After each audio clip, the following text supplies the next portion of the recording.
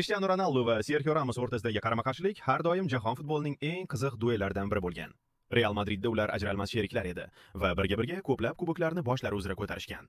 Ammo milliy terma jamoalar safida bu ikki futbolchi maydonda haqiqiy raqibga aylanardi. Yevro 2012-yilgi yarim final ana shu duel uchun ideal sahna bo'ldi. Portugaliya va Ispaniya finalga chiqish uchun kurashayotgan edi.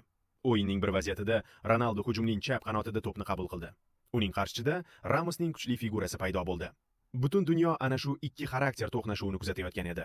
Cristiano o'zining mashhur texnikasi va chaqqon tezligini ishga soldi. Bir nafis harakat bilan u himoyachini muvozanatdan chiqardi. Ramos yo'lini to'sishga harakat qildi, ammo Ronaldo allaqachon uning yonidan o'tib ketgan edi. Bu epizod atletizm va futbol aqlining haqiqiy namoyishi bo'ldi. Portugaliyalik yulduzning har bir harakati Ispaniya himoyasiga chaqiriqdek ko'rinardi. Hatto to'pni tortib olishda usta bo'lgan Sergio Ramos ham o'sha kecha jamoadoshi bo'lgan Ronaldoni to'liq to'xtata olmadi. Bu lahza yuqori